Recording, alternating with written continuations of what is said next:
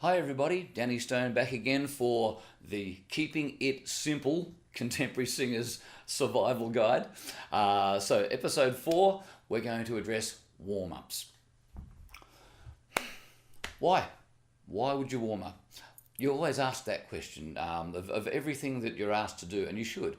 You know, why do I need a breathing method? Why do I need vowel tones? Why do I need to warm up?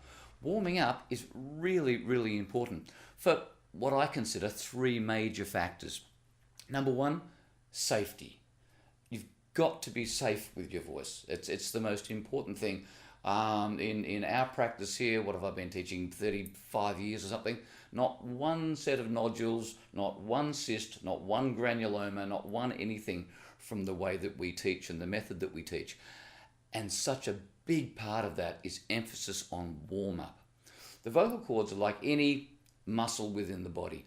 Before you give them a hard time, and singing is a really hard time on a voice box.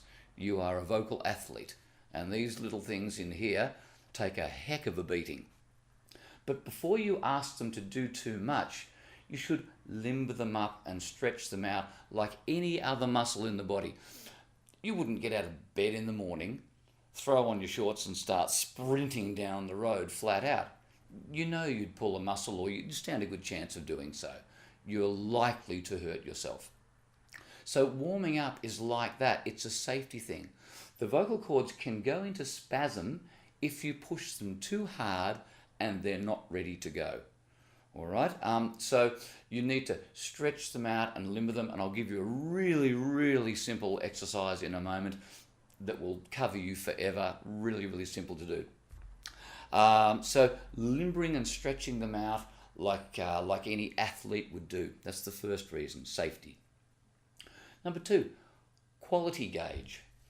When you listen to your voice, if it's not ready to work, the sounds you get from it aren't going to be that good. Your range will be restricted, the tones will be white, and you mustn't listen to yourself too hard when you're singing, when you're warming up, because it's not ready to work yet. You won't get great tone out of a cold voice box.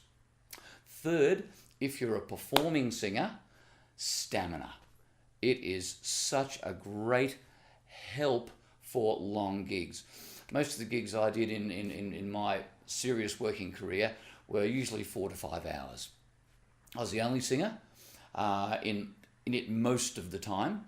And so I'd be up for 30 to 40 songs a night. That's a fair workload if you're going to do that 4 or 5 nights a week, and sometimes 2 shows in a day. But from a stamina point of view, if you warm up properly, your voice will last you a lot longer during the night. If I was gigging at, say, 8 o'clock at night, I'd be starting my mental and gentle warm-up at 3 or 4 in the afternoon. Just little tiny bits all the way through up until my performance. And even more exciting is if you listen to singers like Jimmy Barnes. People in Australia will know who Jimmy Barnes is, and if you are out of Australia, have a look. Just type him in, Jimmy Barnes, and you'll see what kind of singer he is. He's an absolute iconic rock and roll screamer. He's a legend. But he doesn't use his vocal cords. He uses his false folds. So his vocal cords actually invert, and he sings on these knobs that are over the top. Now, they theoretically can't be hurt. They're just knobs that sit there. But even he warms up. One of my mates was touring with him, and even he has a warm-up whereby he warms up and to get these things to actually move together so that he can scream on them. So everybody should warm up regardless of what sort of singer you are. Now, the warm-up process, really, really simple.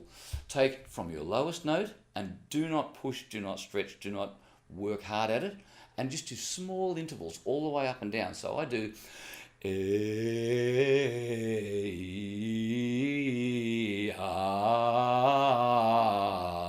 like that.